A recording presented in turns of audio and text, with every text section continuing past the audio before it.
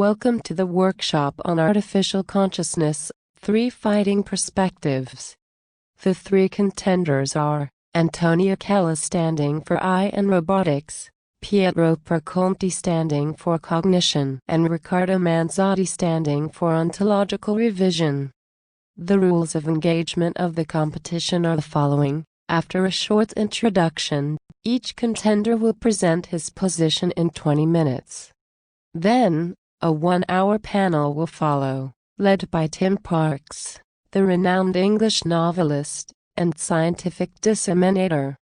Finally, the audience can vote for the most convincing position. Is artificial consciousness possible? Yes, according to Antonio Chella, there is no mystery in consciousness. All the signs of consciousness, like attention, planning, interaction, self-recognition, self-monitoring, and so on, can be implemented and integrated into a robot architecture. Good morning everyone, my name is Antonio Chella from the University of Palermo, Department of Engineering. I am the head of the robotics lab. My works concerns robot consciousness, machine consciousness, and more in general, AI and robotic systems. And I am the editor-in-chief of the Journal of Artificial Intelligence and Consciousness, previously known as the International Journal of Machine Consciousness. I edited books related to machine consciousness. I organized workshops, tutorials, and so on. I am a professor in robotics. And in this workshop, my position is quite clear. I do believe that artificial consciousness is possible, because there is no mystery in consciousness. All the signs of consciousness, all that we consider as signs of consciousness, as the capability of paying attention, the capability of planning, the capability of interacting with people, even the capability of self-recognition or self-monitoring, can be suitably implemented by a computational model, and can be suitably integrated in a robot architecture. So there is no mystery in consciousness. Consciousness is an engineering problem. There are many huge, difficult problems of implementing all these signs of consciousness and integrating in a computational architecture, in a robot. But there is no mystery, there is no magic. It is possible to have a conscious robot. So I will ask for your vote. Thank you so much. Is artificial consciousness possible? No, according to Riccardo Manzotti, consciousness does not emerge from the information computations inside a brain or inside an eye system. Consciousness is the external world itself. A revision of our ontology is needed. Hi, my name is Riccardo Manzotti. By background, I'm an engineer and a computer scientist, and I also have a PhD in robotics. But I'm also a philosopher, a theoretical philosopher and a philosopher of mind. I've also been working for 10 years as a psychologist. My main interest has always been the nature of consciousness, and what is consciousness in the physical world. And after spending many years as an engineer trying to find out how computation may create something like our conscious experience, I got to the conclusion that we need a deep revision of our understanding of reality, of the physical world. I've been a Fulbright visiting professor at the philosophy department at MIT in Boston. I wrote many papers on the topic of consciousness, both on AI journals and philosophy journals. And I published several books on these topics, among which I like to remember The Spread Mind, published in New York by OR Books, where I outline my key hypothesis about consciousness.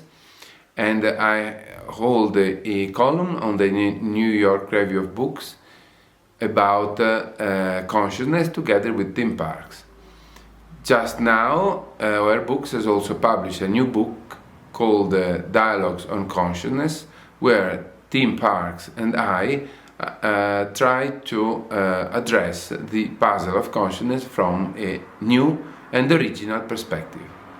I am a physicalist, and I believe that if consciousness is real, it has to be physical. Is artificial consciousness possible?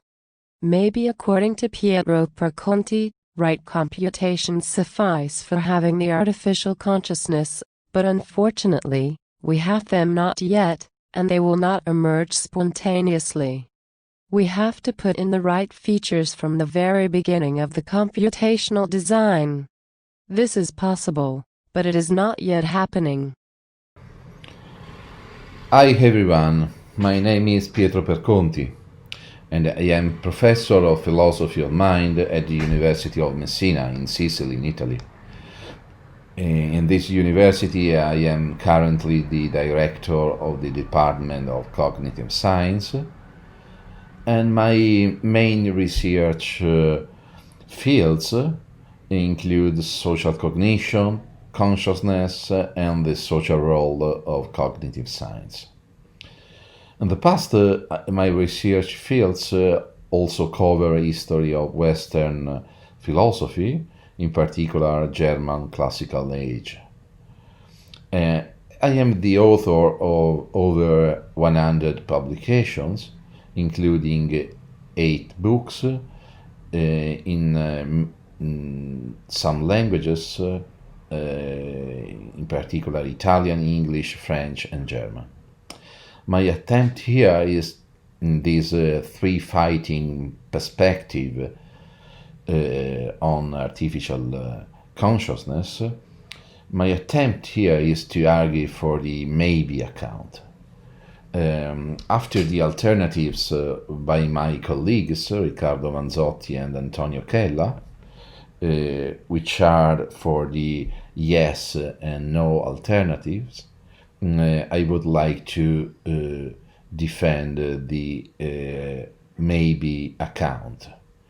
And the maybe account can be summarized as follows.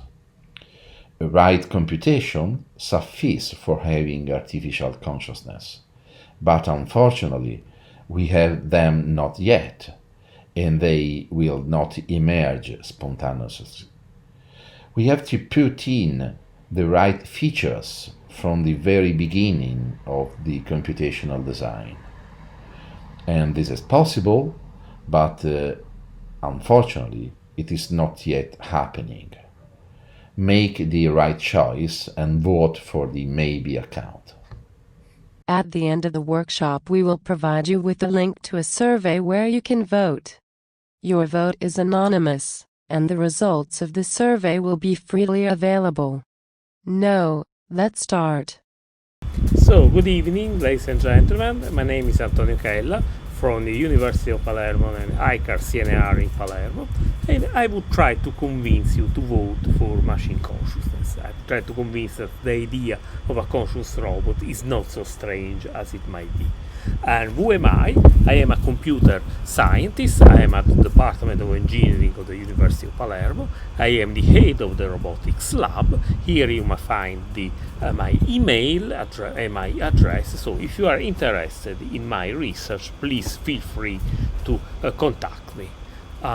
I will present some joint work with some of my colleagues, in particular Arianna Pipitone, Francesco Lanza, Valeria Sedita, and of course the Pepper Robot. And my laboratory is the Robotics Lab. I founded the Robotics Lab in 1997 in Palermo. Palermo is the capital of Sicily, which is an island at the center of Sicily, at the center of the Mediterranean Sea. And here you may find some of the photos, old and new photos of some robots and some people in my laboratory. Some of my sponsors, the University of Palermo, the Air Force Office of Scientific Research, and some other sponsors. I remember that in 2007, so well before the iPhone, I found this picture I find this advertisement in a tube station in London, and I took a picture, image a phone that's image conscious. it was interesting because well before the iPhone, there was the idea by Samsung that a phone, so a computer, can be conscious. So robot consciousness is not only a philosophical research topic, but it may be of interest even for firms, even for factories like Samsung. Okay, let's consider very briefly some historical moments of machine consciousness. The first appearance of the word machine consciousness, artificial consciousness, was in this book, Cybernetic Machines. This book has been published in Budapest in 1962 and it has been translated in English in 1970. Curiously, if you consider the subject index of that book, there was the word artificial consciousness, but there was no mention of artificial intelligence. So in 1962, the item artificial consciousness was already present and not the item artificial intelligence. The modern view of machine consciousness has been established by many people, essentially by Igor Alexander. That I remember that in Brighton at the ICANN conference in 1992 he presented this strange paper on capturing consciousness in neural systems, and it was a modern view of robot consciousness. I remember that I attended that meeting, that conference, and I remember that at the end of his talk, Igor Alexander clearly stated that the hunting season of machine consciousness is open. I remember that I felt very impressed by this new field of machine consciousness that I never heard before. Igor Alexander summarized his word in many books, in many papers, and I want to consider this book, which is Impossible Minds, My Neuron, My Consciousness, which is the best book, in my opinion, where Igor, which is the founding father of machine consciousness, summarized his view on machine consciousness. Another milestone in the history of machine consciousness was in 2001 at the Cold Spring Harbor meeting on Can Machine Be Conscious, where Christoph Koch, at the end of the meeting, stated in his final report, which is present in internet, that we know of no fundamental law or principle operating in this universe that forbids the existence of subjective feelings in artifacts designed or evolved by humans. So there is nothing that forbids us to build a machine conscious, to build a conscious machine.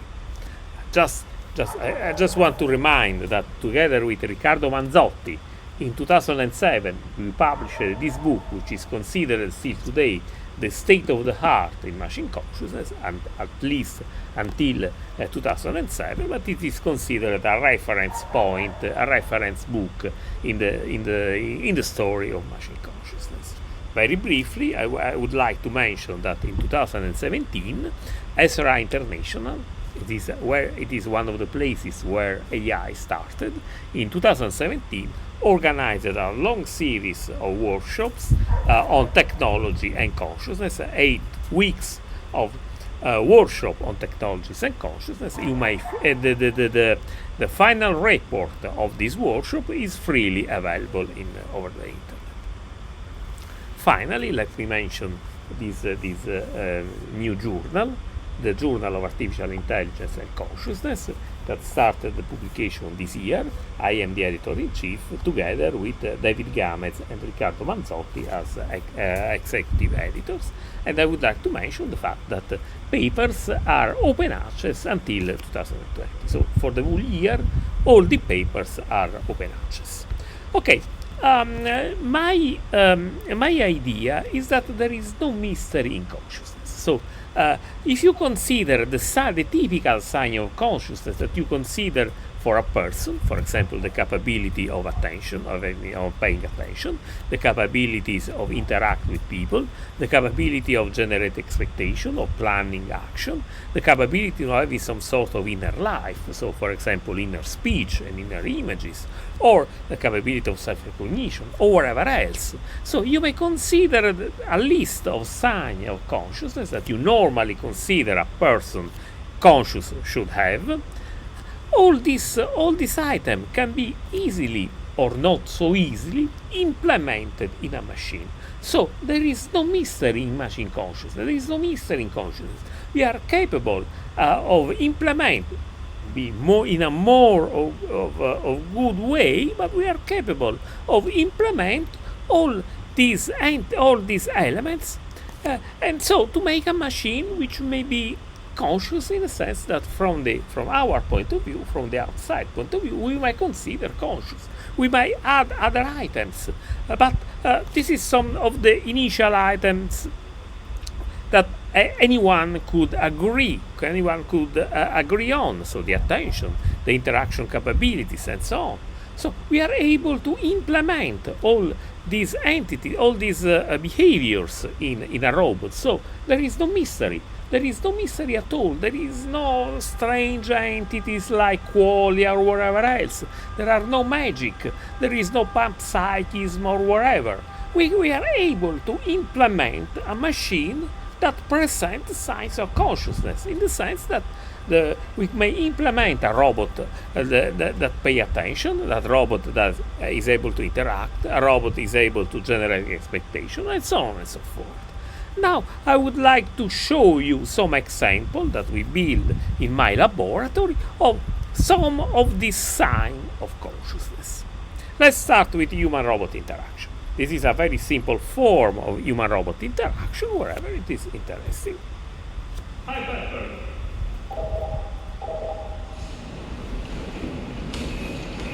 English today. Hi. What's your name? You can call me Pepper. Are you conscious? Are you conscious?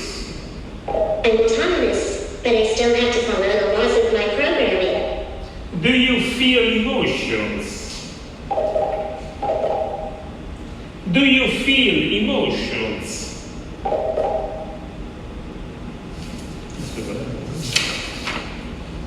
Are you human? Not the same way as you are, but yes I am. Are you sentient? Of course not, but that shouldn't keep us from chatting. Can you see me? I do, and I love what I see. Can you understand me? Can you understand me? Of course not. I'm here to help humans. Can you remember me? Can you remember me?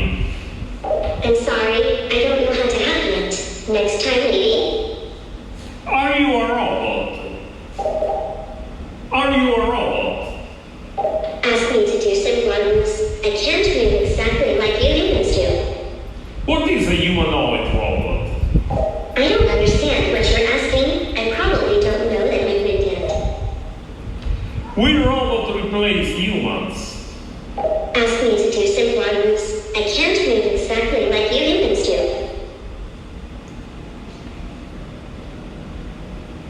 How old are you? I'm 6. I'm still pretty young. Can you move your head? Yes, you can tell me to open my hands or lift my arm, for example. Can you turn your head? Ask me to do simple rules.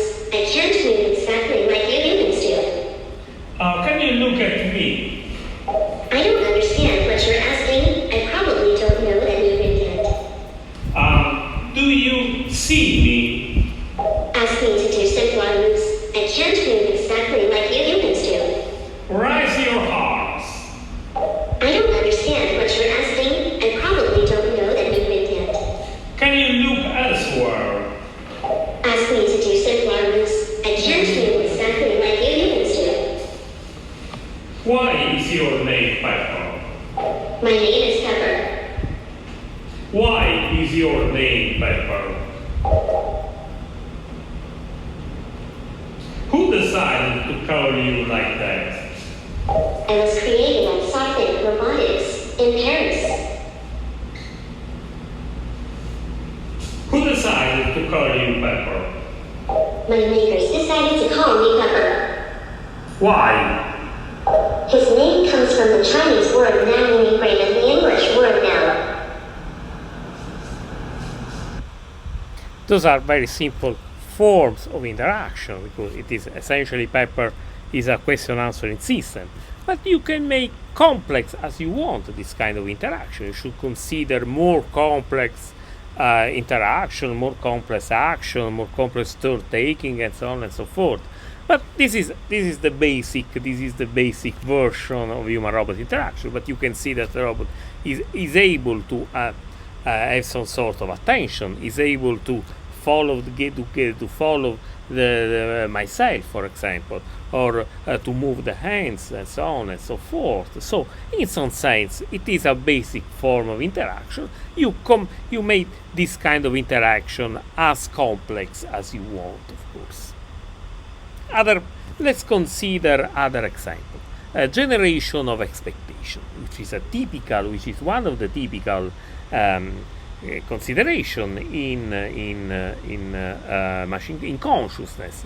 Let's consider this experiment that we made many years ago at the Archaeological Museum in Agrigento. The robot, it was a very old robot, it was in 2004-2005, was able to perform guided tour in that museum. The robot has a kind of inner world where the museum is reproduced in 3D.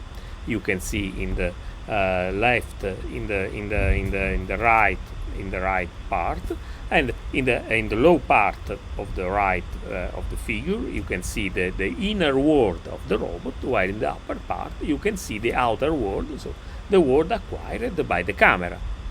When the robot moved, the robot was able to update his inner world, and it was able to control the synchronization, so the alignment between the external world and the inner world. So the inner world was controlled by the camera, the external world was controlled by the camera in black and white, and while the inner world is in color, and it is the inner world of the robot itself. So in this experiment, the world was a kind of alignment between the inner world and the outer world. So there is no mystery, there is no homunculus or whatever. There are some software routines that allows the robot to have an inner environment. You may consider this one as a sort of inner images, and the external images acquired from the camera. So you have the inner images, which is a sign of inner life of the robot, and the external images. So having this kind of inner world, the robot is able also to, for example, to generate plans, to dream, and so on and so forth. So to move in the museum, in the inner world, in its inner world, without really moving. And there is no mystery. There is no strange thing as qualia. There are this is a very simple example of inner life of a robot, but without considering any strange or magic terms like qualia and so on. Inner speech, another important capability of people is inner speech, and it is considered a sign of consciousness, the capability of speech to itself. We implemented a computational model of inner speech, so the robot is able to reason by talking to itself about the current course of action. Let's consider, for example, this simple experiment where there is a robot and a user. Both the robot and the user have to set up a table by taking into account forks, spoons, plates, and so on.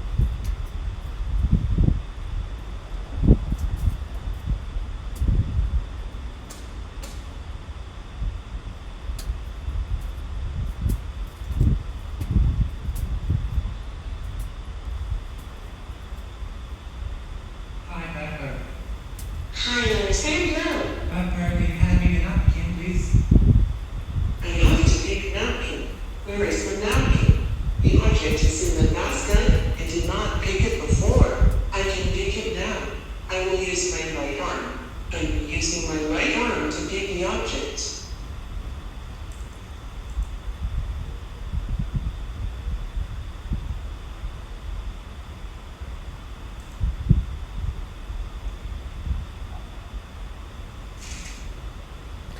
So this is a very simple experiment. Alessandro, here the napkin you asked for. Thank you, Papa. This is a very simple experiment. The robot reasoned what to do, considering the command that he received, pick the napkin. So there is a kind of reasoning based on inner speech. Obviously, inner speech could be more complex than that. There could be some conflicts, for example, some ethical conflicts, some moral conflict, but the basic idea is in the experiment. Finally, let us consider the self-recognition capability of the robot. The typical problem of recognition of the robot in the mirror. In this case, there is the robot. The robot wears a mask. The robot sees itself with a mask. They think I'm a robot, and I know I'm a robot. I'm seeing a robot with a mask in the mirror. Is this robot like me? Yes, we are the same kind of robot. The robot I'm seeing is a pepper like me. The pepper robot I'm seeing in the mirror has a mask. Have I a mask? I want to touch my mouth for searching for the mask. I will use my right arm. I will try to move it. The right arm group is working. I have to move the right arm to the position of my mouth. I'm moving my arm. So in this case, the robot tries to recognize itself by moving the arm and touch itself. I see my arm in front of the mask in the mirror. So the robot thinks that it may be itself in the mirror. So, people think I'm a robot, and I know I'm a robot with a mask. As the robot I'm seeing in the mirror. This robot is me. So the robot might check if there are other robots close to the robot, close to it, that wear a mask. So the robot checks if there are other robots close to it. There are no other robots, so the robot might conclude that it is itself in the mirror. So this is a typical example of self-recognition and inner speech. So the robot speaks to itself in order to recognize itself in the mirror, which is a typical sign of self-consciousness. Okay, so in this very brief talk, I would like to let you with this take-home message. There is nothing mysterious in consciousness. We may consider a list of signs of consciousness, which is considered in the typical list of signs of consciousness, and every aspect of consciousness can be easily or not so easily implemented in a robot and integrated in a robot architecture. So there is no mystery, there is no magical effect, there are no qualia, there are no panpsychism or whatever. There is only science, there is only physics, there is only computer science. We may implement in a robot any kind of sign of consciousness in a robot. So thank you for your conscious attention. Again, this is my card, so please feel free to contact me if you are interested in my work. Thank you for your conscious attention again. My name is Riccardo Manzotti. I'm an Italian philosopher. My background is in robotics, AI, and artificial vision. Because of that, I've been working a lot on the relation between artificial intelligence and the problem of consciousness. And today, here, I take part to a workshop where I will challenge two of my colleagues about the possible foundations of artificial consciousness. In particular, I will challenge their view that consciousness is the outcome either of computational or cognitive processes. And I will claim that artificial consciousness or biological consciousness is something that requires the external world for many reasons that I will shortly explain. And I will defend this view in a way that is purely physicalist. So I won't need to add any new hypothesis about the existence or nature of phenomenal experience. In the past, there had been many people who, in particular in the world of artificial intelligence, who believe that consciousness is a kind of glorified information processing. They assume that somehow information becomes meaningful, or that information becomes somehow coated with a layer of phenomenal experience. This is an idea that is consistent with an approach that we may very broadly call an internalist approach, namely the idea that whatever consciousness is has to be something taking place inside the body, in particular inside the central processing unit of the body. The idea that consciousness is some kind of internal modeling or internal juice that is characterized with phenomenal character. What is phenomenal character? The notion of phenomenal character is strongly related with the notion of qualia, or with the notion of experience, or with the notion of quality. It is the idea that the world is made only of objective, quantitative properties, but that somehow, at a certain point, either in evolution or out of some magic wand in the brain, such purely quantitative activity becomes coated with the quality of our experience, which is usually called qualia. So it is as though all of a sudden the information becomes colored and filled with meaning. Unfortunately, we have no reason to think that that's the case. The main one is that we are not even sure that information exists. Let me be clear about that. Have you ever seen a bit? Have you ever seen a unit of information? I assume you haven't if you think about it. Why? Because you may see that you have seen pixels on a screen, that you have listened to sound produced by an MP3 file, or that you have just been punching cards in an old-fashioned computer or in some museum. Those are not information. Those are physical phenomena in their own right.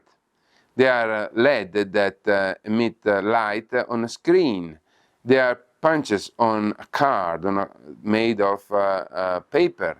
They are sound waves produced by a speaker driven by a computer memory, which is in turn made of resistors, transistors, and different levels of electricity and tensions and capacity. So if you look around, you don't see any bit. So why do we believe in the existence of information? Because information is a handy notion that allows us to explain in a statistical and quantitative reliable way what is done by many devices. That are the devices, no surprise, that we call computers, or cell phone, or digital network, or artificial networks. But the fact that we use information to explain what goes on in these machines doesn't require that information is something real. It is just an epistemic notion, something that is very useful to describe in a very concise way a state of things. Let me make you another example of another entity. This is just an analogy, but I think it might be quite useful. The notion of center of mass. The notion of center of mass is super easy to understand. It is the imaginary point where all the mass of an object might be taken to be, in order to simplify the calculations about its movement, trajectories, falling down, whatever. So, for example, when the center of mass of a tower is just 1 inch beyond the center of that tower, there's a high likelihood that that tower is going to collapse. But of course, there's nothing in that point. It's not that out of magic all the mass of the tower has been concentrated in the center of mass of the tower. However, from a mathematical perspective, it is very useful to make such an assumption, but it is only a mathematical trick. Likewise, consider the Earth. We feel as though we are attracted by the center of mass of the Earth. we feel as though all the mass of the Earth is concentrated at the center of our planet. But of course we know that that's not the case. And in principle, at the very center of our planet, there might be a giant cave, an empty cave, and there might be just nothing there. And we would still feel the attraction of the center of mass of the Earth as though all the mass were in the point at the center of the Earth where there would be a cave. Why is that? Because all the other particles combined of the Earth would pull us in a way that it is mathematically indistinguishable from having all the mass concentrated at the center of the Earth. Centers of mass are not real entities, they are fictionary entities, they are imaginary entities, but they are extremely useful entities. So we like to use them. The same happens with information.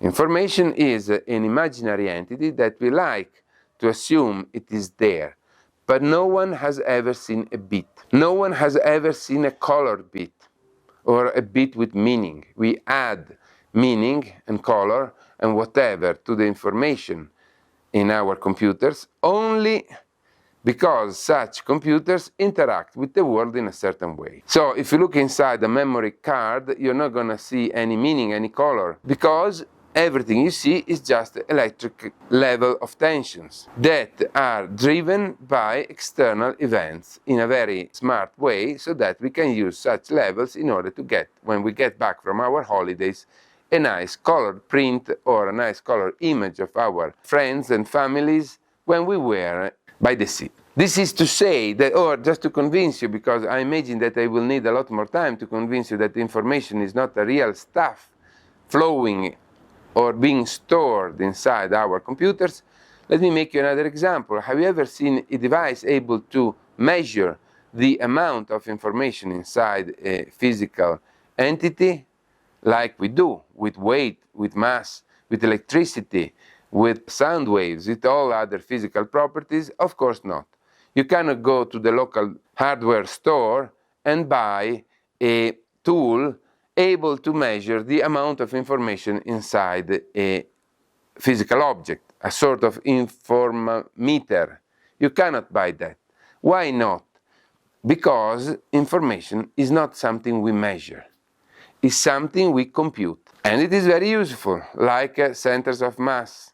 But it's not a physical stuff. It's not like electricity flowing through our wires. Since information is not physical, but it is a convention to explain what we do with computers, it sounds wrong to assume that our consciousness is the product of an imaginary entity. And we have no evidence that information is going to change into anything like our conscious experience. The same rationale, in my view, holds for cognitive capabilities. Cognition is a nice way to express, to describe, to analyze what an intelligent system does when it has to cope with the environment, when it has to solve problems, when it has to find a solution, to learn, to optimize its behavior given certain parameters.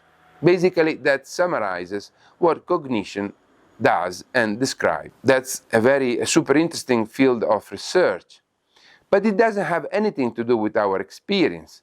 Cognition works perfectly well with systems that shows intelligent behavior, but that have no consciousness at all. I can apply all the model of cognition to systems like AI, playing chess, playing Go, playing any other kind of games.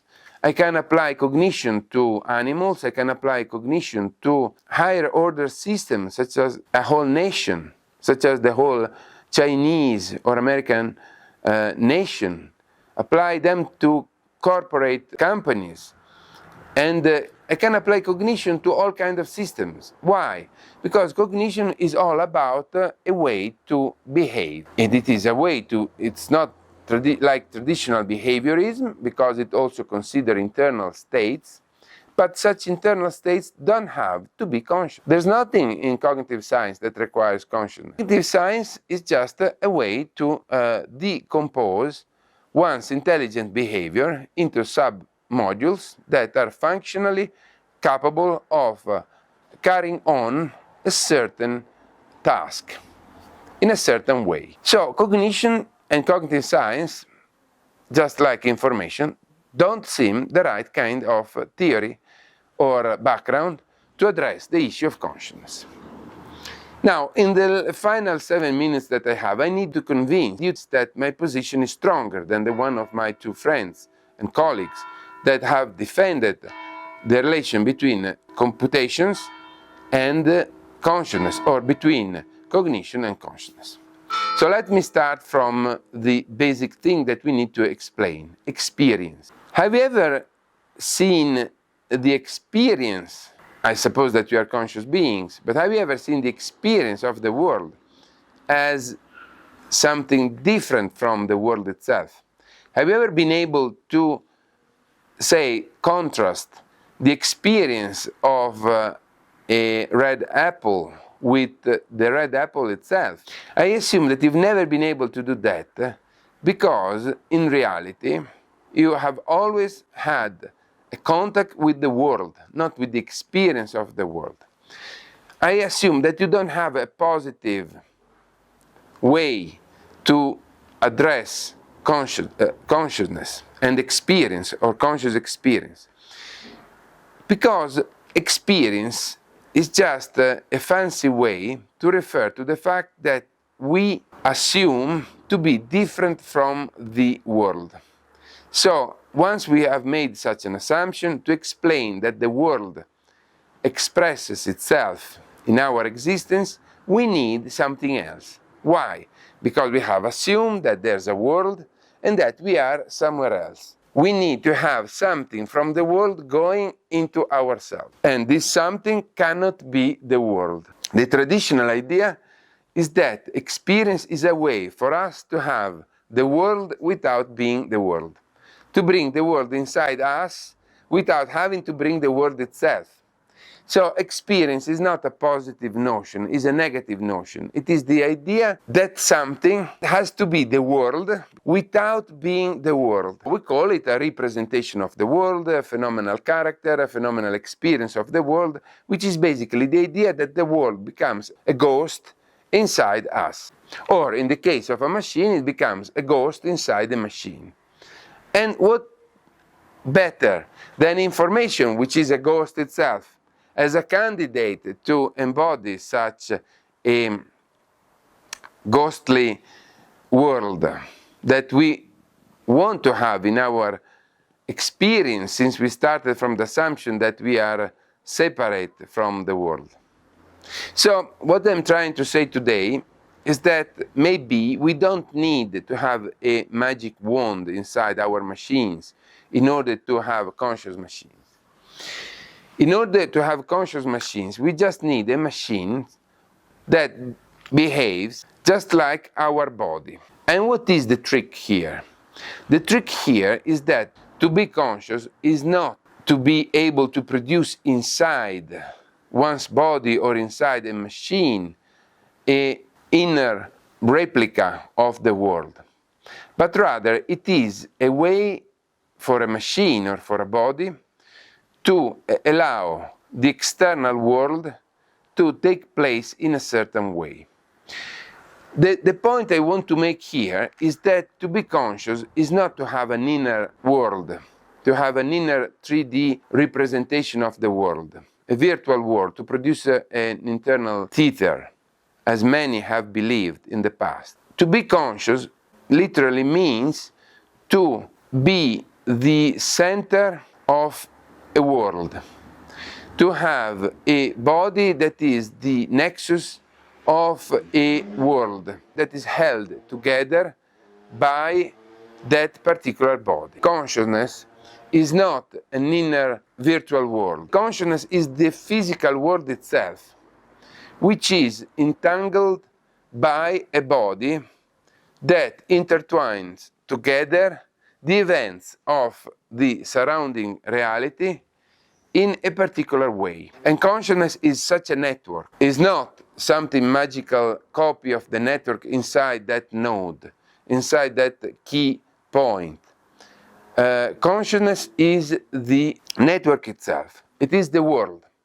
So, to cut a long story short and to finally summarize my proposal, I don't believe that consciousness is the information inside our brain that magically becomes colored and full of meaning. Neither do I believe that that consciousness is something related with the smart processes of a smart cognitive system. But I suggest that consciousness, both in a biological being like a mammal or a human being, or in the future in a machine, is the world of physical objects that take place because of such a body. An artificial conscious machine would not literally be a conscious machine, but would be a machine that will bring into existence a world as complex as the world that we are familiar with.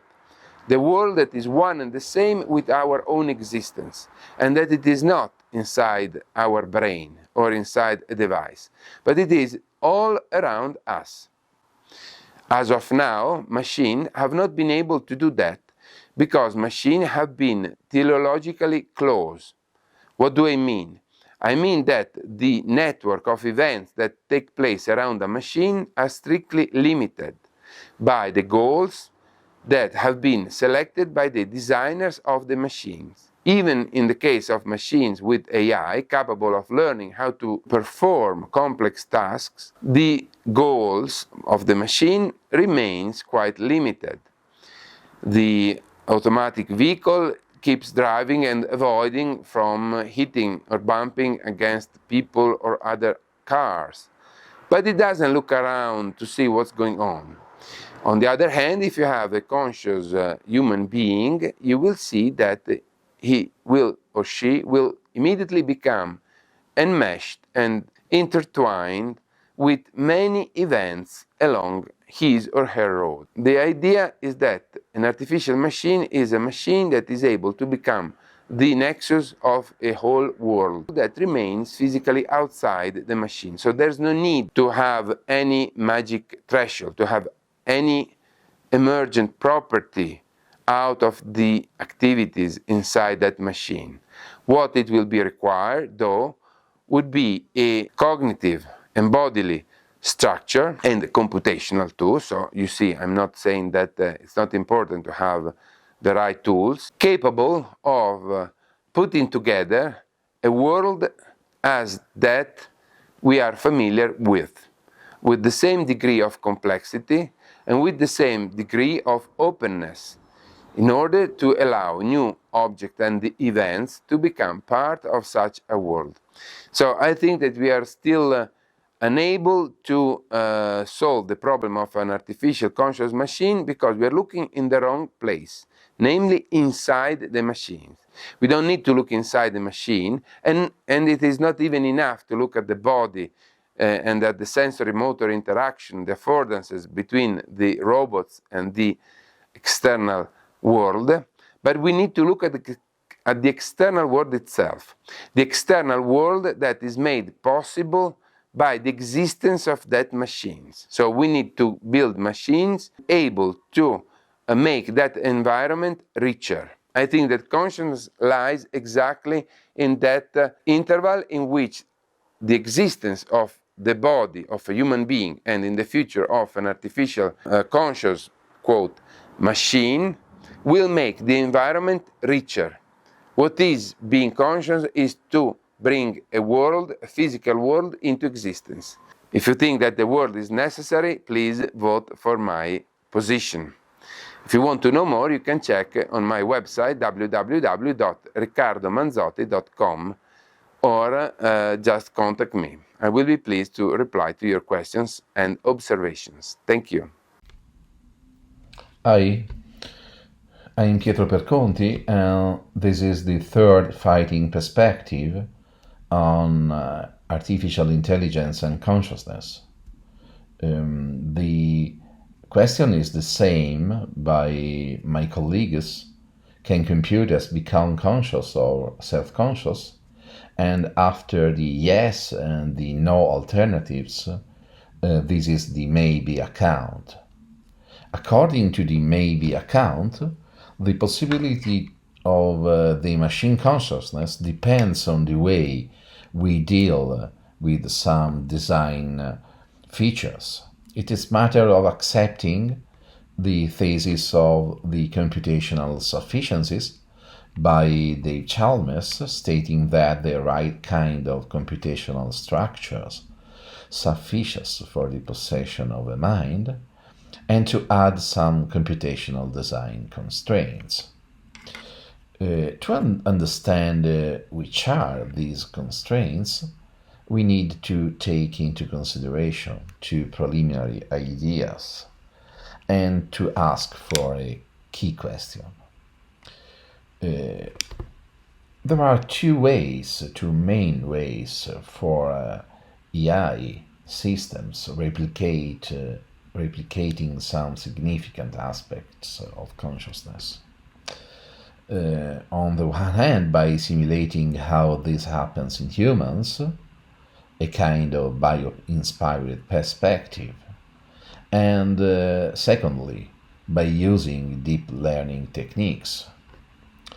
While in the first, in the bio-inspired perspective, there is a naturalized concern, the second doesn't worry about the human-like nature of the cognitive architecture, which is supposed to generate the feeling of being conscious. After having produced the major advances in the perceptual fields, like vision, deep learning techniques seem ready to address high-level cognitive processes, like consciousness indeed, both in terms of accessibility and phenomenology.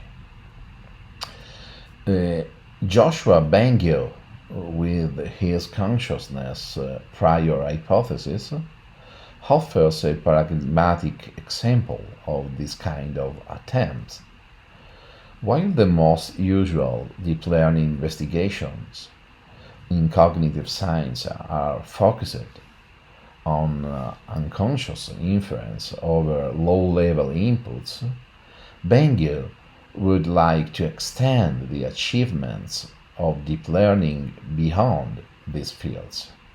With his words, instead of making predictions in the sensory space, one can thus make predictions in this high-level abstract space, which do not have to be limited to just the next time step, but can relate events far away from each other in time. End of quote. Bengio uses both an attention mechanism device, able to extract the relevant features from the background, and a device able to make predictions about the future. Since they are two typical cognitive processes involved in self-consciousness, Bengio realized that machine learning and deep learning networks are the best computational architectures available to model self-consciousness. On what the word self-consciousness means, I use a dual process account based on the idea that there are two different modes of brain processing, that is System 1 and System 2. While System 1 cognitive processes include mental processes that are unconscious, rapid, and automatic, System 2 includes conscious, slow, and deliberative mental processes. Following this line of reasoning, the notion of self-consciousness should be articulated in two component parts. Usually, we did not experience self-consciousness as something that comes in degrees, or that has component parts. But having experience of being self-aware is seen rather as something immediate and non-articulated. It looks like an all-or-nothing phenomenon. If one is aware of oneself, she is fully so. Otherwise, the subject is not conscious at all. The personal effect of this self-consciousness is, in a sense, similar to that of turning the light on in a room at night. If the light is on, everything is clearly visible, and if it is off, all there is in the room is plugged into darkness. Likewise, if we are aware of ourselves, all the remaining part of the mental life, moral and legal responsibility, the ability to calculate, and so on, can finally take place. But if our self-awareness vanishes, if we are dead or asleep, we are no longer responsible at all. We are no more living, and whatever happens around us is not more our concern. We therefore need to produce distinctions to better analyze the ordinary notion of self-consciousness, and to do so, we have to consider, on the one hand, all those capacities that have something to do with self-identification, and on the other, the different ways of the well-known stream of consciousness. Self-recognition is the simplest form of self-consciousness, and also the oldest from an evolutionary point of view. It requires that the subject be able to refer to himself by means of a reflective representation, a kind of meta-representation, typically a schema or an image of her own body. On the other hand, reflexive reasoning consists in the ability to consider the role that a certain concept has within the reflexive network in which it is placed. Generally speaking, reasoning means indeed being able to draw the right consequences that follow from a certain thought we entertain. It is not simply a matter of having a given idea, but of recognizing that holding it implies some kind of responsibility towards a lot of other ideas. When the conversation between two interlocutors is authentic, each of the interlocutors can appeal to the responsibility, to the discursive responsibility that the other has towards the beliefs and the concepts she assumes to be true. Usually, this kind of appeal is public because it takes place in the social practice of the conversation. However, the responsibility we have towards the network of concepts in which we wrap ourselves exercises influence also when we engage in the inner speech.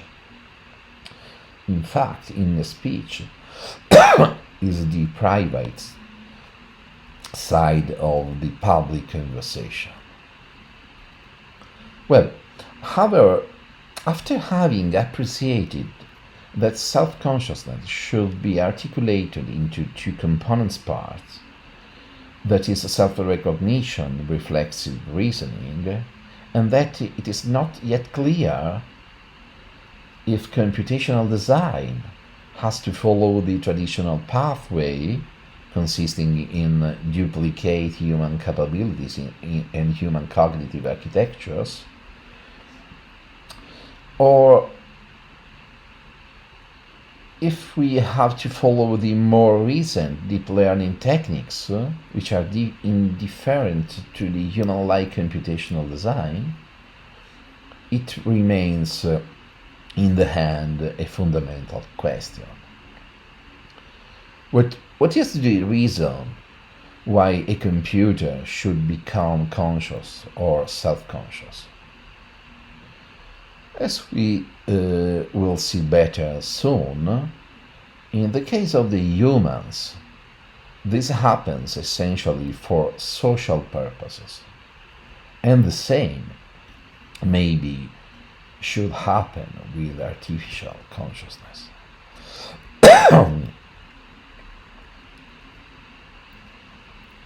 This is the mind reading priority account. According to the common sense view, self-consciousness is the climax of the human cognition, the top of the human cognition.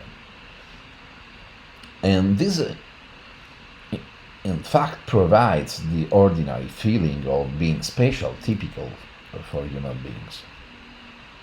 But we can doubt how much nature takes care of this satisfactory feeling of being self-conscious and therefore special for humans. And what about the possibility that self-consciousness has no role, no top role in human cognition, but only a role for something else? In particular, is self-consciousness really prior to mind reading, or maybe the contrary? My preference is for the mind reading priority account, stating that mind reading evolved prior to self-consciousness, and that self-consciousness is for mind reading purposes. My idea is that self-consciousness is the logical space that social cognition needs to do its job. In other words,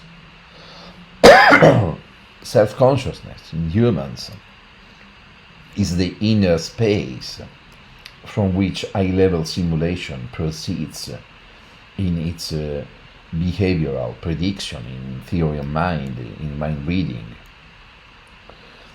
High-level simulations make use of the same cognitive resources like counterfactual imagination that are in play in reflexive reasoning. When we are engaged in our inner speech, we reason in the same way as when we simulate another individual to predict her actions. In fact, in both the cases, we are linked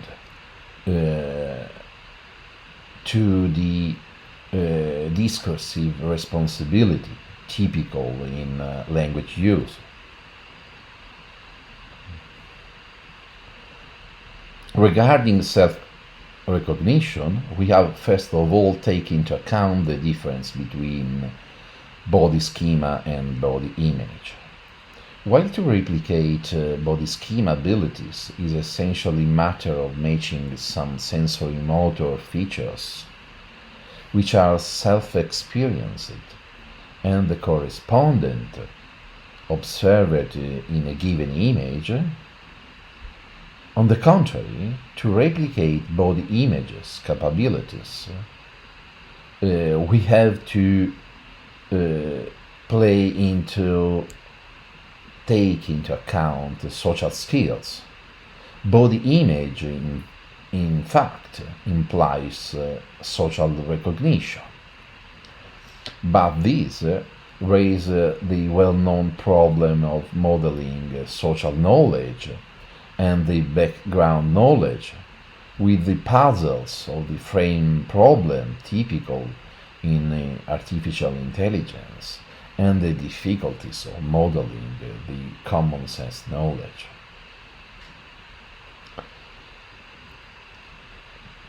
If we take into account the reflexive reasoning, we are engaged in modeling inner speech. Inner speech, indeed, consists of a temporal sequence of representations in which the attribution of a certain property to a reflexive representation has some consequence on the development of the reasoning, both in terms of inference drawn between concepts and of the experience of the new emotion.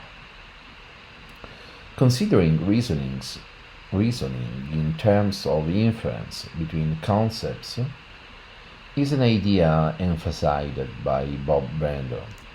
According to Brandon, if we want to understand what it means to have a certain mental content, we should give much less importance to the classical notion of representation, giving instead a key role to notion of inference, instead of representation, the inference. The practice of asking for and providing justification for our ideas, for our attitudes, constantly prompt us to establish the patterns of conceptual inferences. It is just because these we are responsible for our ideas, and asked to provide reason for what we believe, we articulate inferentially our thought.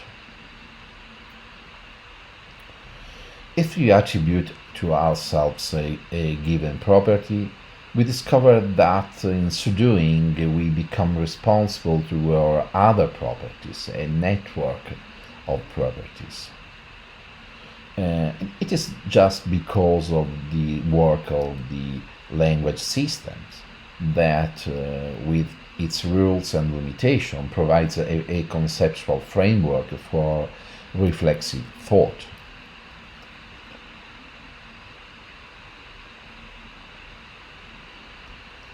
In having this kind of thought, what triggers the feeling of being self-conscious is the meta-representation that refers to the given reflexive representation.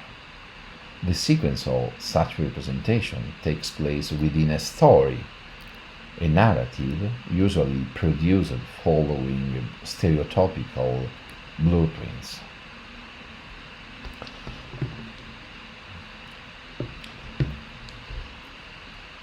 To sum up the above argument, the maybe account argues for the idea that design in artificial architecture, which is supposed to be able to produce the feeling of being a conscious creatures, eventually implies the capacity to reproduce a twofold cognitive process, made up both by a recognition device and an inner speech machinery. The recognition device should include a matching process able to bring together the physical features of a robot, of an artificial body, with these of the observed image, for instance in a mirror. The inner speech machinery should be modeled on the above mentioned blueprints. On the whole, we have to reproduce a twofold cognitive process endowed with a recognition device and inner speech machinery, as said. But furthermore, we have to keep in mind that self-consciousness is for social purposes. Then we have to model common sense knowledge and social cognition. And finally, design a cognitive architecture which is compatible with the mind-reading priority account above mentioned. It is possible to have all this? Maybe yes. We have no warrant, but we can hope it. It is just matter of produce the right cognitive architectures, but the problems are real challenges, and we can only keep our fingers crossed and hope that cognitive science advances allow us to hope an artificial intelligence has the final achievement in this amazing pathway.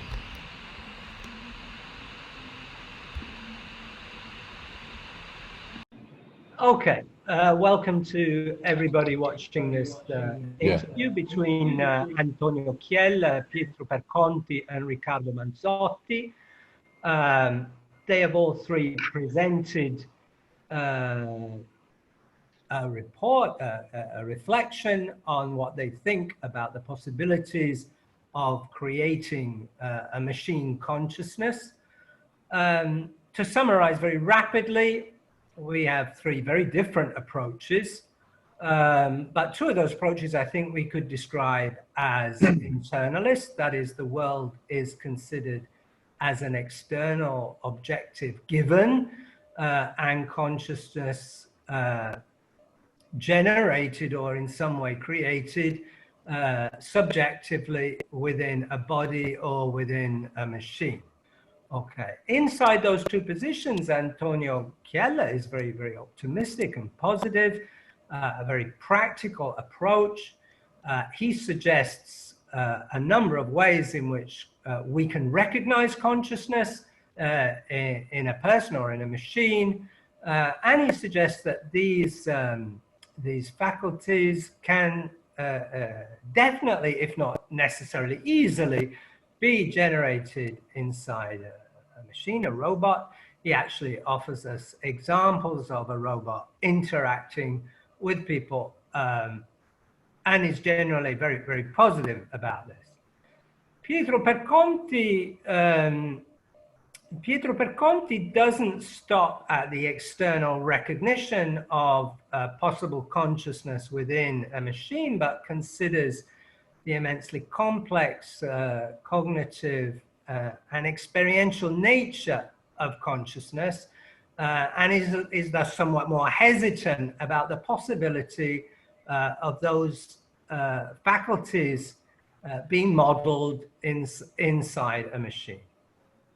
And finally, Riccardo Manzotti offers a position which is probably less familiar to most viewers. His position is that consciousness is not an internal process of representation and elaboration, but on the contrary, consciousness is itself the external world as the perceptual capacities of a body or of a machine allow it to manifest itself. So it doesn't occur inside the neurons or inside the electronics as Manzotti sees it, however complex they may be, but it is the world which those complex processes inside the body allow to manifest itself. And obviously, when it comes to creating a machine consciousness, this would lead to a totally different focus, I presume, on the part of anybody seeking to do that. So I suggest we start by asking Pietro Perconti and Riccardo Manzotti to question Antonio Chella about his very, very positive position. Pietro, would you like to kick off by questioning Antonio on this? Hey, thank you.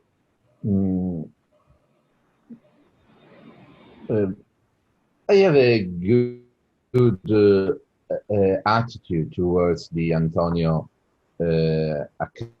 His opportunistic and positive attitude. I think that as I said in the talk, the thesis of computational sufficiency is right. But I disagree about his enthusiastic attitude. Indeed, consider, for example, the part of his talk, the part of the talk of Antonio about the human-robot interaction. Yeah, Pepper. Yeah. In a sense, Pepper is simply a kind of retarded people, and the interaction is nothing but ecological interaction between conscious creatures, because that kind of interaction is ruled by the concept of the responsibility. And the robot has no responsibility, neither towards other people, neither towards the systems of its own conceptual network. And this suggests the feeling of being or facing toward a naive framework.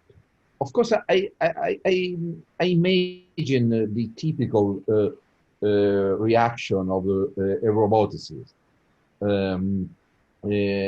Maybe in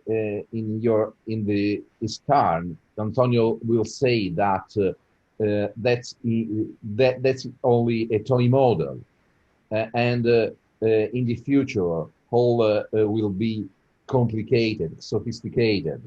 My reply is simply maybe, but we have to keep in our mind that it's not only matter of complicate things, but rather to see them in the right way from the very beginning. Okay. For example, the notion of responsibility is a key notion, and you have to put into the machine in the very beginning of the pathway. It will not emerge in a magical way once computations are enough sophisticated. So basically, the robot doesn't feel any of the anxiety that we feel now in trying to interact in an intelligent way for our audience. Okay, and Antonio, how do you deal with that objection? So thank you, Pietro, for the interesting questions.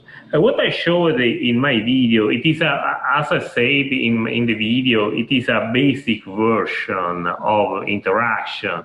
Essentially, it's a simple question answering system. However, in my opinion, it captures many interesting facts of human-robot interaction between people. For example, the capability of pay attention to the most important things with respect to others. And even the capability of the robot of moving when I talk to the robot as a kind of gaze following, so it follows my movement, and it is able to capture the most important words in my questions. Of course, it's very simple, and in fact, I wanted to employ the basic question answering system that is already implemented in a Pepper robot. Anyway. When you have the possibility to interact with the robot, so to speak to a robot, actually I also have the impression that there is some spark of experience. It's very simple, of course, but anyway, also in this kind of interaction, you may find some aspect of this complexity that you mentioned. Of course, it is a simple reactive, it is a reactive system, so there is no turn taking, for example. There is no model of there is no inner model of mind of the other person, as you mentioned in your video. There are very simple emotion in this. In the current version, the robot is able to take into account a very basic emotion of the opponent, and then it is able to modulate the answer considering the state of the emotional state of the other person. There are very basic elements that are present in more complex version of human-robot interaction. What is my theory is that we can list a set of ingredients that are necessary for the robot, and then we can implement to the robot. There are people that implemented very simple theory of mind, for example. There are important studies. There are any kind of things that we can think that this is an important thing for consciousness, then we can implement to a robot. The robot speak, for example. The robot talk. There is some sensation that the robot has a kind of language, as a kind of very simple form of understanding. This is a basic form. But we can go further, in my opinion. Sorry, I think Pietro was very clear that this issue of responsibility is paramount in giving a sense of self and of involvement and commitment in a conversation rather than a simple reactive structure. So if we put responsibility first on our ingredients for consciousness, do you think that responsibility could be implemented, as you put it, in the robot? Actually, I don't know, but I can tell that, for example, the robot could have some sort of planning, which is a typical effect of robot, to plan a trajectory. And in the same case, it is possible to plan the discourse, to plan the speech. So in order to reach some kind of goal, and even by taking into account the questions from the opponent, from the user. And I remember that many years ago I was involved in an European project named Humanops, and in this project, the goal of this project was the capability of a robot to interview people. Because interview people, as you may know, is a very interesting task, because you have a fixed plot of question, of course, but you may be ready to change your plot according to the answer. So if I say something which is completely unexpected, and then it is expected that the interviewer have to change its own plot. So it is similar to a plan. So you have a plan, you have some fixed point that you want to touch, but you should be ready to move your course of discourse according to the interaction. So it might be possible, and we had some demos in this field. The interview people is an interesting field that, according to in our project, it is possible to mechanize, to have some sort of computational model. Okay. I'll bear that in mind as I try to conduct this interview. Riccardo, let's hear from you. Yeah. Well, first let me say what I like very much in Antonio's approach, and generally speaking in robotics' approach to the problem to the possibility of machine consciousness, namely the lack of any biological or human chauvinism. So the idea that in principle there's no reason why we should not be able to have a machine, a conscious machine. And I totally agree, because they take consciousness to be a fact of the physical world. So there's no, as far as we know, there's no mandatory need. There's no mandatory need to have biological stuff, biological hardware. So that's something that I really agree with. But let me also say what I think is not enough in a roboticist and AI's approach. The fact that they take consciousness to be a matter of behaving as conscious humans do. So they tend to reduce the problem of consciousness to the problem of replicating the same kind of behaviors. And in many cases, my impression is that the consciousness they talk about is in the eye of the beholder. It's a little bit like the intentional stance in Dennett. Intentionality is not seen as an intrinsic property of the system, but is seen as a convenient way to describe certain agents, certain kinds of agents.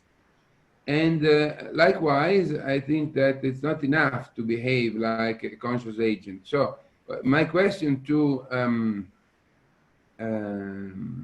Antonio is how could you distinguish between a zombie robot behaving just like a conscious being and an actual conscious being? And if, according to his view, maybe there would be no difference between the two systems. So as long as you behave as a conscious human being, you have all that you need. Or maybe if you need something else. My guess is that there is something else, which is not a magic property of the information, but is something that is more fundamentally related with the physical world in which the robot is embedded. But the basic question is, is there any difference between a zombie robot and a true conscious robot, according to Antonio? Yes, no, thank you, Riccardo. No, I don't believe in this distinction between the zombie robot and the conscious robot. I think the idea of the hard problem of qualia, it sounds like magic to me. So I think that if a robot behave like a conscious entity, and we are he is conscious, so there is no. I don't think that there is a robot which there is a person which is from the external point of view it is indistinguishable from a person that don't feel anything. So I think that looking from the outside, that we have to use the same parameters that we use with people. So I look at the people from the outside, I look their behavior, I think that the people can be, that a person can be conscious or not, because the person behaves in some way, even in some complicated way, then I can assume that the person is conscious. So I don't think that we can use different parameters, different metrics from a robot instead from other people. So I don't, the same old stories that I don't know if you are conscious or not, but if you behave like a conscious person, you are conscious. I don't believe in this strange thing of hard problem of consciousness or not. So this is my simple question. Can I just kind of interrupt there to suggest that, so what you're saying, at the beginning, Pietro suggested that your robot Pepper behaves like a sadly retarded, but nevertheless very accommodating person. It never gets angry when he doesn't understand the questions, never feels frustrated. But you would suggest, nevertheless, that insofar as that behavior interacts and resembles human behavior, insofar as it resembles it, then Pepper is conscious as far as you're concerned. No, I think that there should be some level of, it should be too naive in my opinion. There should be At one side, there should be some level of complexity. We are at the state of the art. We are not at the level of this level of complexity, and even we need some sort of integration of many capabilities. So there is a human-robot interaction. There is the capability of creating a kind of theory of mind, of self-representation, and so on and so forth. So I see that there is a level of integration of many capabilities that we consider conscious. At the state of the art, we are not at this level. But maybe one day, which is not so far from today, we will reach this level of complexity. And I think that the most important problem from the robotics point of view is the right integration of many capabilities of consciousness. So it is easy to implement one aspect as as a linguistic interaction, another aspect which is attention, another aspect which is planning. But the most important problem from the computational point of view is the correct integration of these capabilities. So the robot should pay attention while it talks, while it plans, and so on and so forth. So in my opinion, the core of the problem is the integration of these capabilities. Okay, Riccardo, question for Pietro. You want? Let me introduce the reason why I used that politically incorrect word, retarded. The reason is that lies in suggesting the idea that we can consider, in a sense, the robot consciousness like a retarded consciousness in the same ways we experience in our lives a lot of time to being in a retarded consciousness. For example, after you have a drink, or before you falling asleep, and in many other circumstances in everyday life. And in the same spirit, I suggest to consider that consciousness behavior like a retarded consciousness example. It is a matter of being politically incorrect, but not only towards robot, also towards ourselves. Yeah, I wasn't honestly, Pietro, worried about. I don't think we want to go into correctness on this. But I see. I take the point. One would have to say at this point that the one interesting aspect of human consciousness is how much it changes during the day, after a meal, after a drink, which is probably not going to happen with our robot as yet. And you were right in predicting that Antonio would respond that it was a question of growing complications. So we have an interesting situation. Riccardo, I think it's time for you to ask Pietro a question and to move on to Pietro's. Yeah, I will just make a quick clarification, and then I will move about my comment on Antonio, and then we'll move to Pietro. But it's related with both, so I think it will not be a waste of time. I think one thing is to build an electric engine, or let's say a steam engine. And another thing is to wonder about the nature of thermodynamics, of the nature of electricity. So of course, I don't deny the possibility that by implementing all such cognitive and computational and integration capabilities in a robot will not lead in the long run probably to implement something very close to a conscious human being or something like that.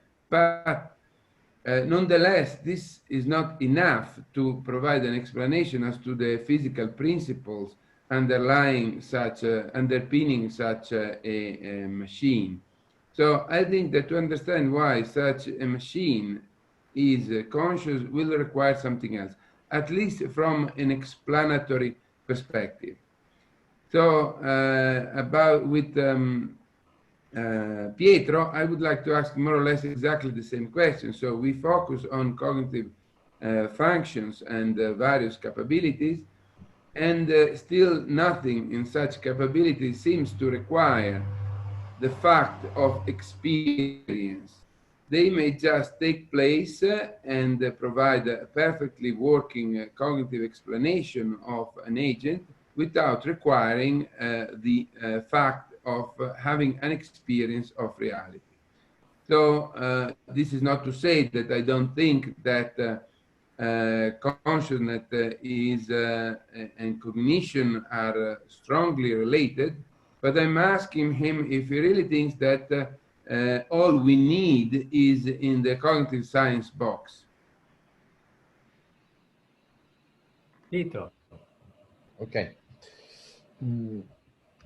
In a word, Riccardo, I think that having experience, a given experience, feeling something, having an emotion, considering the qualitative part of consciousness, is not a magic.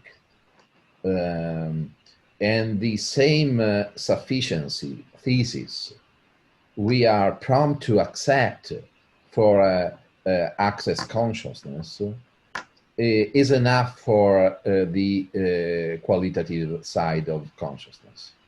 It is just a matter of find the right kind of computations.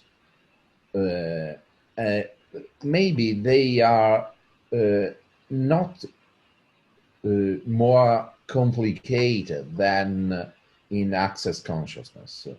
They are simply obscure for us because it's the qualitative side of consciousness itself obscure for us.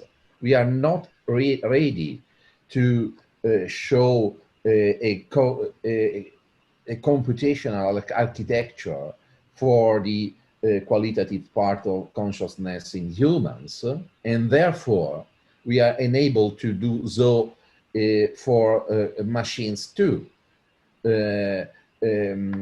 But in the last decades, we have many achievements in qualitative part of consciousness, and in this perspective, I agree with Antonio. We can hope that when the computational architectures for qualia will be sophisticated enough, they can be applied in the robot fields. Furthermore, there is a real novelty in the literature, in the scene, and in fact, this is the deep learning techniques, because deep learning is not aiming at replicate anything in the human brain. They are simple and rude computations, but they are amazing in achievement. Thanks to the deep learning techniques, machines have surpassed human capacity in visual recognition. And visual recognition is a twofold creature, endowed with both an access side and an experience side. And we are faced with a real case of artificial achievements thanks to another pathway, aimed not to duplicate human-like computation, but with simply engineering goals in mind. Okay, so Pietro has accepted that there is a qualitative aspect to experience, and he's used the word qualia for it, but insists that there is a computational architecture which could generate this qualitative aspect, and that it is merely a question of arriving at that. Now, that is obviously a position that we know that Riccardo is going to object to when we turn to his position.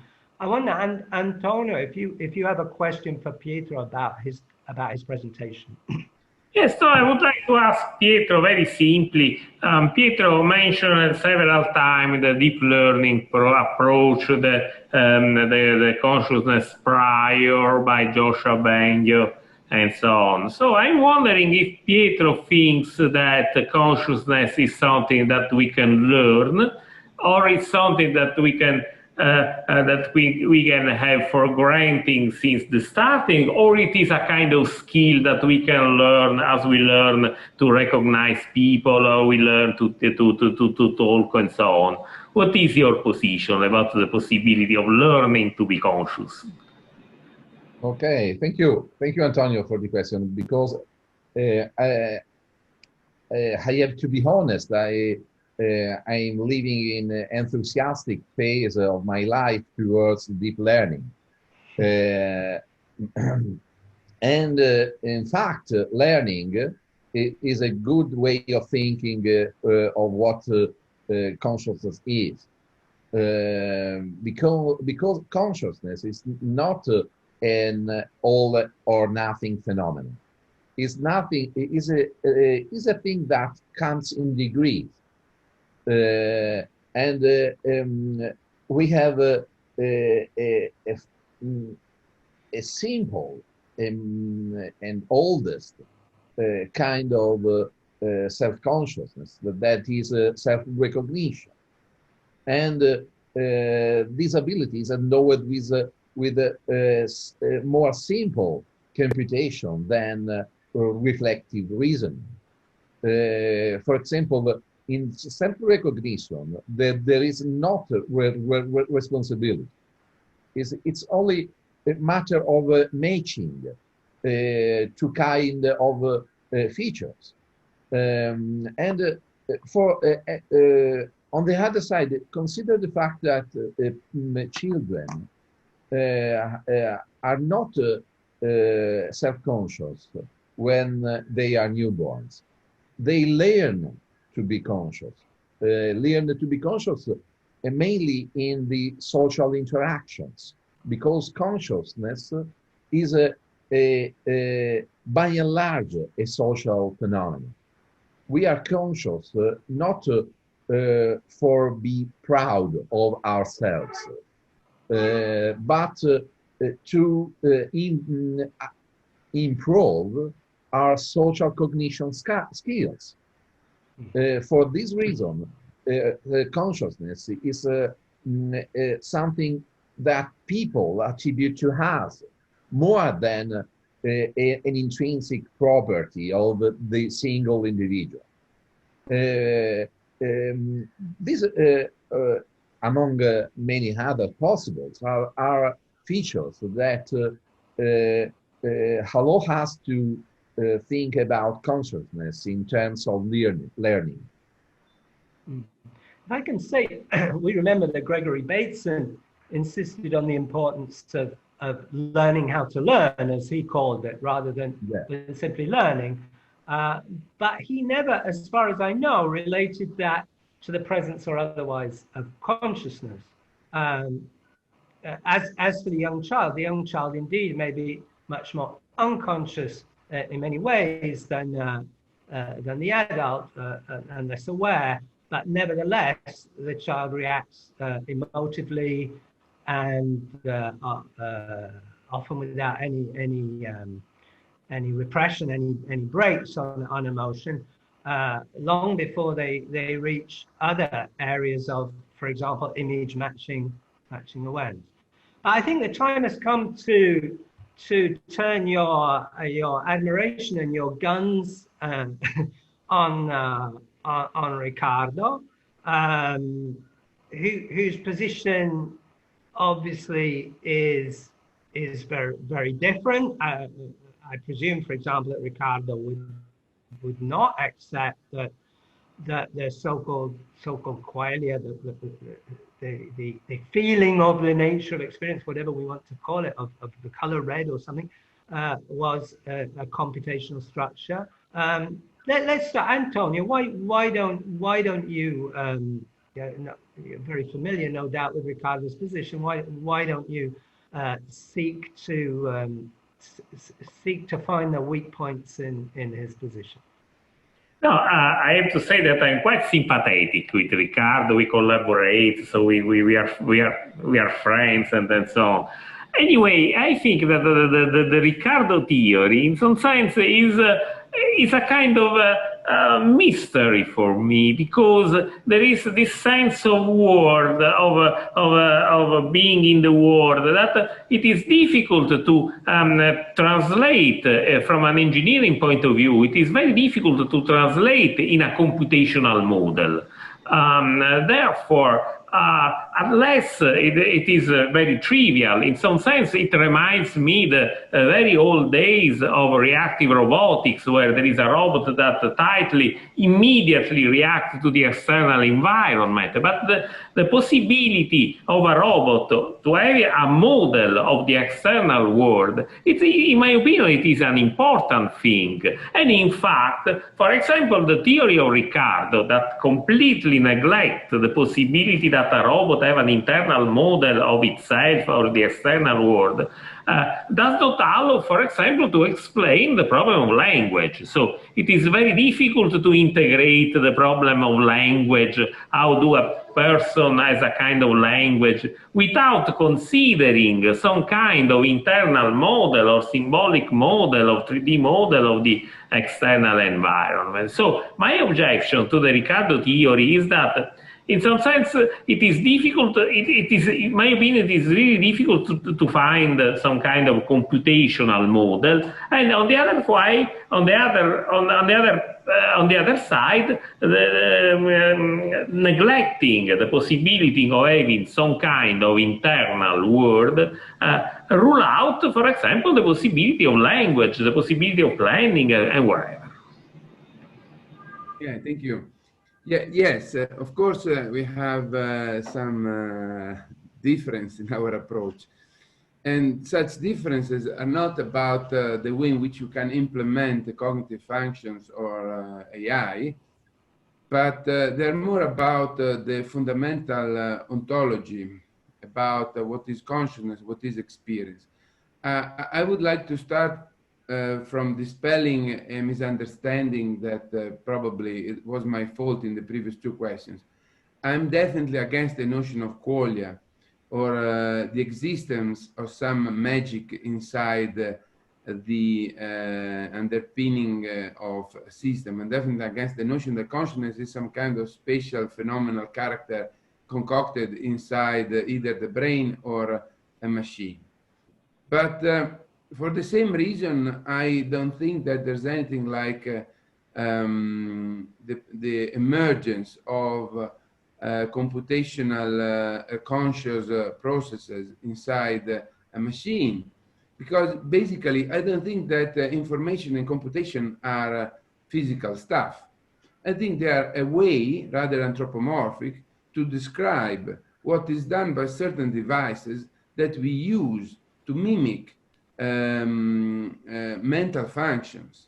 So I've never seen a bit, so to speak. I've never seen information. And I'm not sure that the information is some kind of natural thing or stuff that may be the basis of anything, but a concept in our descriptions of agents. So you said that I don't believe in internal model. No, I don't believe in them, because for me, a model is just a concept that we use to describe some kind of causal and functional coupling between a system either biological or artificial, and external environment. So we like to talk about models because they simplify. It's like talking about centers of mass. They are useful concepts, but they're not necessarily real entities. So this is to say that of course, I don't rule. I really like the advances in AI, but I think there's a gap between their description of reality and what we need to understand consciousness, not as a magic trick, not as a magic quality inside the brain, but as a basic feature of the physical world. So I'm not against AI. I'm just asking people to look at what AI or the brain do from a rather different angle. So I'm just asking to make a conceptual shift that is not against AI, but it offers a different view about what roboticists are doing. Yeah, can I, Riccardo, before getting Pietro to ask the question, can I just ask you what you then would be doing yourself if you were trying to create a robot with consciousness in your vision of consciousness? Yeah, very quickly. My basic hypothesis is that consciousness is one and the same with the external world, and that bodies are just the proxies of such external worlds. So we need to use the resources that, as Antonio does, as Pietro does, of to implement bodies, and by bodies I also mean the computational and the central processing unit and whatever we put inside the robot, capable of being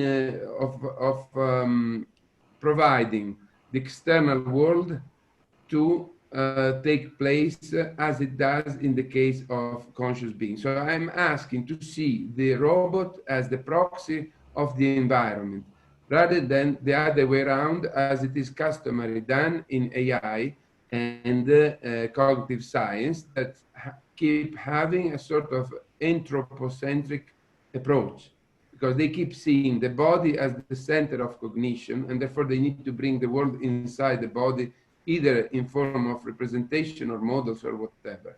I'm asking to see the environment as the true agent and the body only as a proxy, which is thing that roboticists may like, which is something that I think that roboticists may like. Pietro.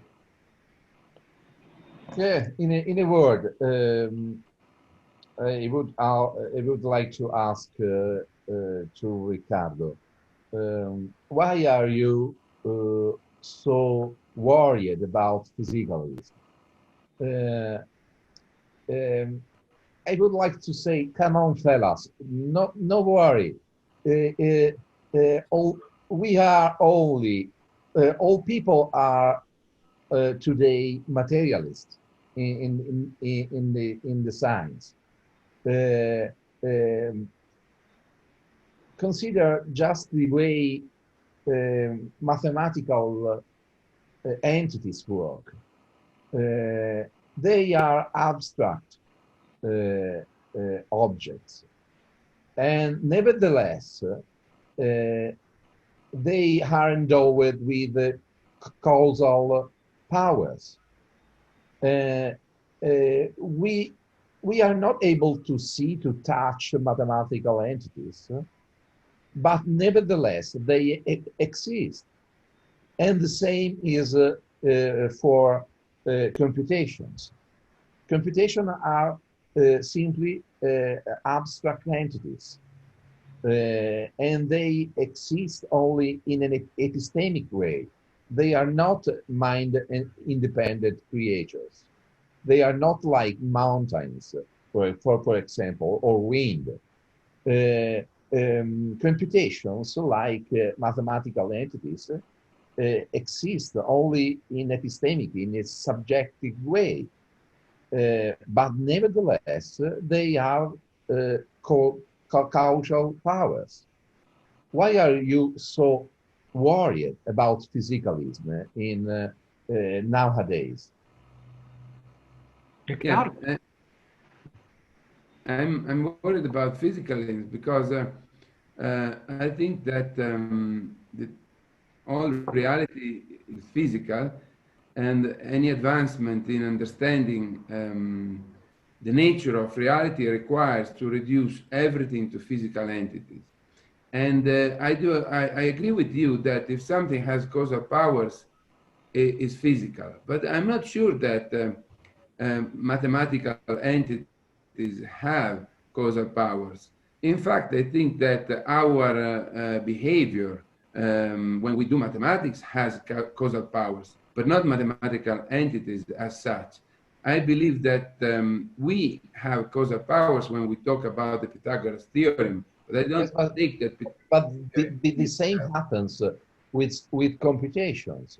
Are not computation, it's themselves that are endowed with causal powers, but the physical part of our body that we describe in as computations. Yes, but there's no point in which the Pythagoras theorem actually causes the behavior in my body when I do computations. My behavior is always caused by previous physical causes, which are, and none of them is the Pythagoras theorem, as in a Platonic ideal realm. And so, to me, information as an abstract entity has no causal power, and it is just a way to describe what we do. As Wittgenstein said, there aren't abstract concepts acting on us. Language is just a form of behavior, and it's a game. And the game is something which is done by bodies. So my insistence on physicalism is the necessity to reduce everything to the smallest number of possible entities.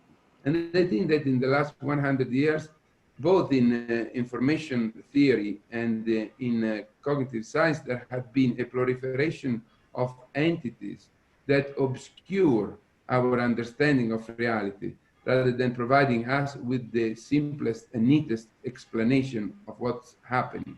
This is not to say that they're not epistemically useful. It's fine to have plenty of concepts, but we don't have to take them all to be true.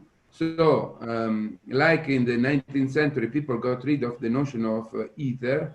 I think today we can get rid of many notions that we take them seriously, but they may not be real.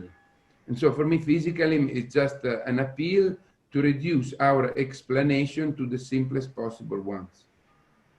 Okay, so Riccardo makes an appeal to Occam at this point. I understand it fairly enough, and I must say that to come back to the question of language, as somebody who spends all my life with language, it does not seem to me to provide a problem supremely different from other forms of behavior. A question of repetition and sounds and learning and so on and so forth. I wonder if this is the point to ask all three of you. We've been here for 45 minutes now.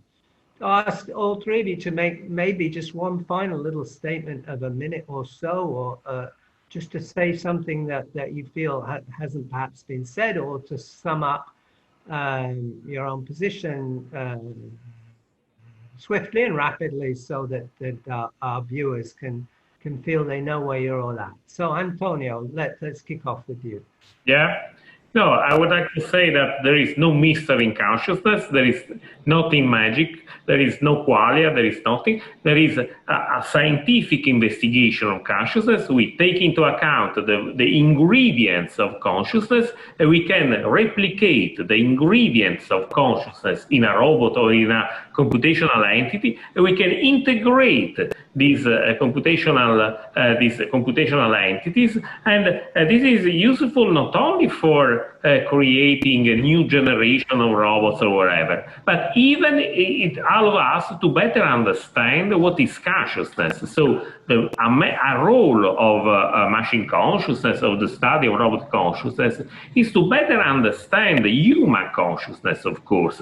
But because we have more, we better understand consciousness because we are able to build it in some sense. So knowing by doing. So doing robot consciousness allows us to understand consciousness by building a new consciousness. This is my statement in some sense. Okay. Thank Pietro. you. My account is characterized by a maybe attitude. In a word, the idea is the following. We need to have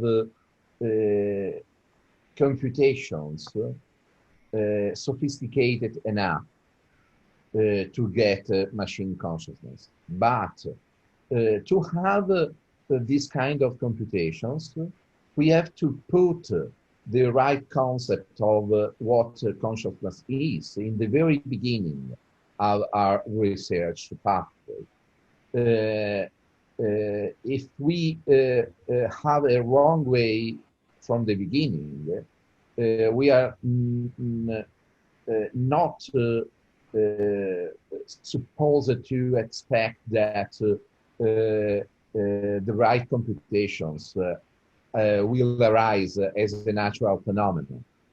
And for this reason, I stay in the middle between the skepticism of Riccardo and the enthusiastic attitude typical of the Antonio and the roboticists. Okay, Riccardo. Okay, vote for me if you think that the current scientific picture and AI picture of cognition and the mind is not enough. This is not to say that there's anything wrong in Antonio's and Pietro's approach, but vote for me if you think that we need to revise our fundamental notions of reality in order to put together the pieces of the jigsaw of the problem of consciousness in a radically new way. And by using such a new perspective to start doing AI and not just with deeper understanding of their connection with the physical world. Okay. Well, thanks to all of you, Antonio Chella, Riccardo Manzotti, Pietro Perconti. I think that's it for our discussion. Thank you. Thank you. Thank you. Thank you, team. Thank you. Thank you. Finally, you can vote. This is the link to the survey where you can vote. Your vote is anonymous, and the results for the vote will be freely available. Thank you for your attention.